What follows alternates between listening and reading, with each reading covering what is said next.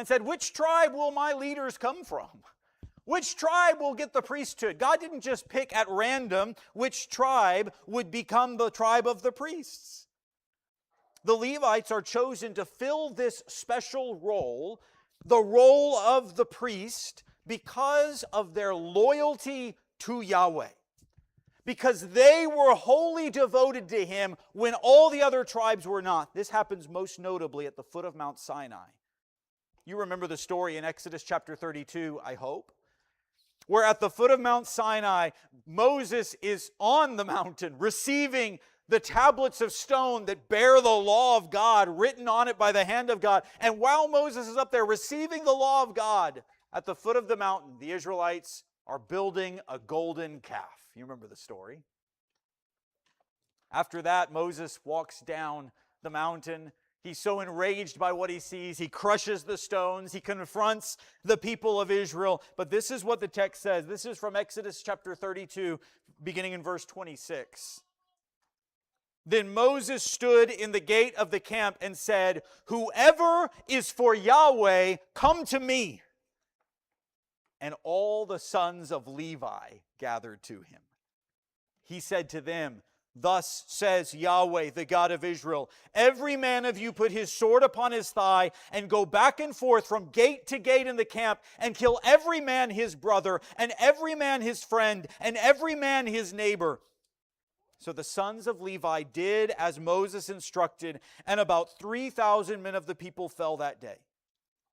Then Moses said, dedicate yourselves today to Yahweh. For every man has been against his son and against his brother, in order that he may bestow a blessing upon you today. When all of Israel fell into idolatry, immediately, by the way, after being told, do not build idols, only the Levites were willing to stand with Yahweh when push came to shove. Only the Levites were willing to stand with God. And so it would be only the Levites who would stand in Yahweh's presence and mediate between God and the Israelites. So this is limited. The priesthood is limited to the Levites. It's not for anyone and everyone who wants to be a part of it. But the priesthood is constrained even further because not even every Levite gets to be a part of this priesthood. It's only Aaron's family. While all of the Levites have roles, we read about in Exodus and Leviticus and Numbers, all of the Levites have roles in caring for the tabernacle and later the temple. It's only one family of the Levites that gets to approach God's presence and offer sacrifices for the people. Only one.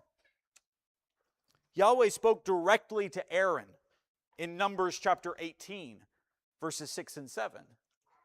He spoke directly to Aaron and he said, behold, I myself have taken your fellow Levites from among the sons of Israel. They are a gift to you, dedicated to the Lord to perform the service for the tent of meeting. But you and your sons with you shall attend to your priesthood for everything concerning the altar and inside the veil, and you are to perform the service. I am giving you the priesthood as a bestowed service, but the outsider who comes near shall be put to death. This is such a small, limited group that gets to be in this priesthood. This priesthood is reserved for Aaron and his descendants alone. And this is kind of shocking when you see some of the shortcomings of Aaron and you realize he was the one who built the golden calf at the foot of the mountain. And then you see some of the things that his descendants do in offering strange fire in the tabernacle. They don't take it very serious. And even later in the story, you see other descendants of Aaron long down the line, godless men serving in the tabernacle and the temple. But the fact remains, it is a limited priesthood. Only Aaron and his sons are allowed to be priests in Israel. Another observation I would make about this, Timothy, if you throw that up for me, I should find a different way to say that than throw that up. That's not very appetizing. Thank you for placing that on the screen. Another thing we see about the priests is that they have to look the part. Here's another observation about them that is just fascinating to me. In fact, this is one of the more interesting features of the Aaronic priesthood, is the special clothes that they were given to wear. You can read all about these clothes if you want to know all the nitty-gritty details in Exodus chapter 28 and 29. In Exodus chapter 39, they'll make all of the clothes and put them on the priests. And so the description of the planning of these clothes, the making of these clothes, all of that's recorded in Exodus. A couple of places in Leviticus also touches on the clothing that they wear. But let's just get a taste of this in Exodus chapter 28, verses 1 and 2. It says in Exodus 28, verses 1 and 2, "Bring near to yourself Aaron your brother." God speaking to Moses here, relaying the law. "Bring near to yourself Aaron your brother and his sons with him from among the sons of Israel to minister as priests to me. Aaron, Nadab, and Abihu, Eleazar, and Ithamar, Aaron's sons. You shall make holy garments for Aaron your brother, for glory and for beauty." Standard priests, if you read down in the passage, wore linen tunics. Would have been white if undyed. They had belts tied around their waist. They had caps on their heads. Everything about this was uniquely made, specially made, so that you would look at them and recognize those are the priests. The high priest wore additional items on top of these white tunics. The high priest would have worn a blue robe of sorts over his tunic. Along the bottom of the robe, on the hem, the text says that there were bells hanging, so that everywhere that the high priest walked, you could hear his approach. You knew that he was coming or that he was going. There's an ephod that the high priest wore. An ephod is probably something like a sort of a vest. But this ephod was made up of various colors. So he had the white undergarments, he had the blue robe with the bells, and then he had this vest of sorts on that was gold and blue and red and purple. And on the shoulder straps of the ephod, there were written on these plates the names of the 12 tribes of Israel. Literally, as the high priest walked everywhere he went serving, he bore the names of the Israelites before God on his shoulders. It's a representation of that. On this ephod affixed to his chest was a breastplate which had 12 special stones, each representing the tribes. Not only did he bear the names of the Israelites on his shoulders, he also wore them close to his heart.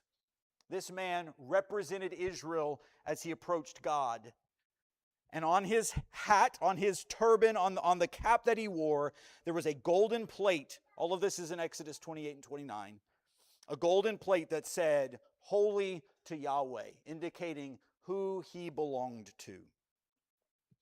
Every priest, whether a high priest or an ordinary priest, was to be dressed in these unique clothes, made and designed especially for their priestly role. But here's what I think is so fascinating about this.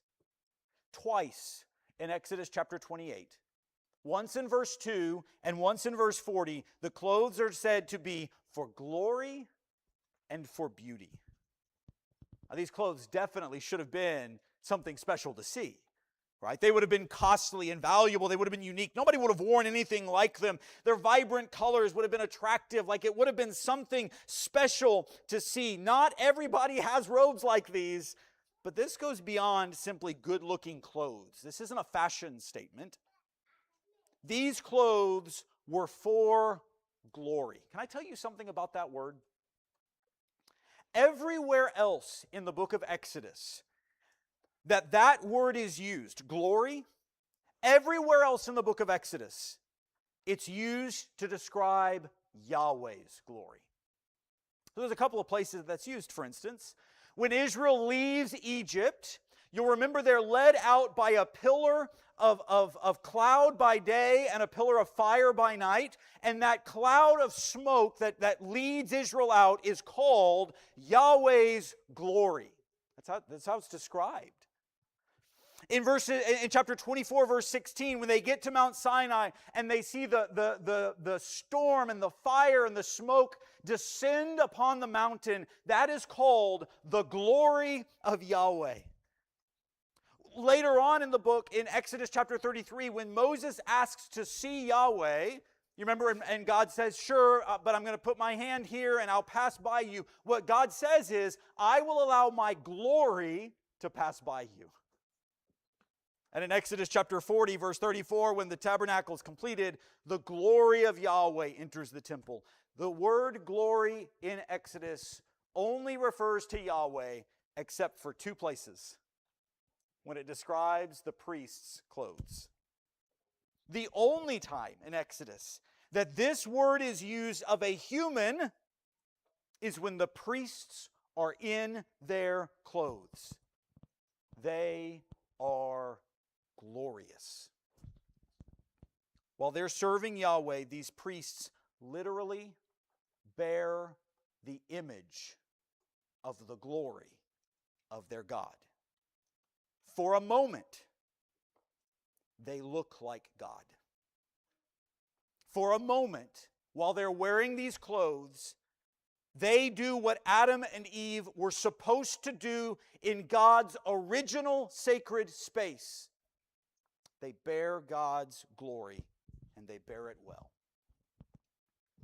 But in contrast to that, I think it's important that we notice that these clothes, no sooner were they made and put on, no sooner did that beauty and glory appear, than we find that they were quickly stained with blood.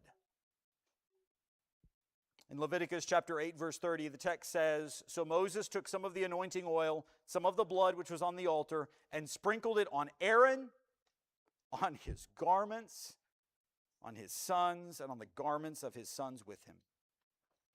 Before they ever sacrificed an animal, the priestly garments were splattered with blood.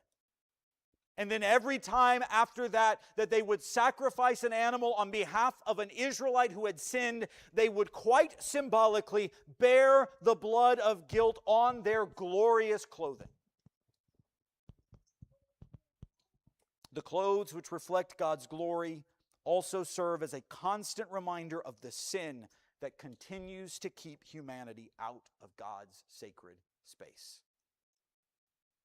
Let me make one more observation about these people. Timothy, if you'll push that button for me. This is a monumental task that they have been asked to do. First, the priestly family was supposed to take care of God's sacred space. Just like Adam and Eve were to tend God's garden, just like Abraham, Isaac, and Jacob built tents wherever God appeared to them, so too Aaron and his sons were now to take care of God's new tent, the tabernacle. This tabernacle is where God lived among the Israelites. It's God's space, and as such, it is sacred space. The task of Aaron and his descendants was to tend to it, to make sure that the table was set with bread, to make sure that the candles were lit, to make sure that the incense was burning, to make sure that the utensils were consecrated, to make sure that everything was as it should be in God's sacred space. That's a monumental task. Hopefully, as history progresses and Aaron's descendants continue to take this task on, hopefully they would maintain God's space better than Adam and Eve did. Hopefully, there will never come a day when the temple is forgotten. Hopefully, there will never come a day when it lies in ruins because they didn't take care of God's sacred space. That would be terrible. They have other tasks.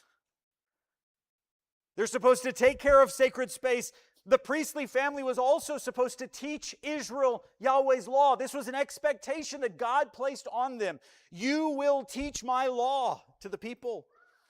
Just like Adam and Eve were expected to represent God to all creation, to relay God's rules and instructions to the next generation, to the people beyond them. Just like Abraham was expected to relay God's covenant to his family. Just like Jethro offered Moses wise counsel. Just like all of these priestly figures before them. So too, Aaron and his sons were to be God's mouthpiece. They were to communicate to the people of Israel what God wanted. In fact, Yahweh specifically told Aaron this was his task. This is Leviticus chapter 10, verses 8 through 11. Yahweh spoke to Aaron, saying, "Do not drink wine or strong drink, neither you nor your sons with you when you come into the tent of meeting, so that you will not die.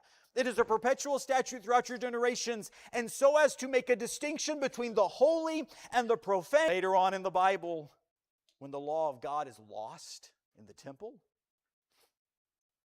that'd be really bad, because that's their job.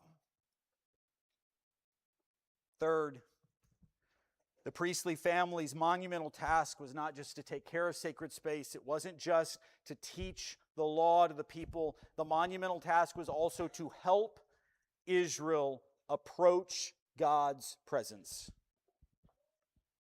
The problem the Bible is trying to solve is humanity's separation from Yahweh. Adam and Eve sinned, so they could no longer approach God's sacred space. The priests of Israel were put in place to help Israel approach God's sacred space, to help Israel atone for their sins so that they can interact with God's glory. There's an episode in Leviticus chapter 9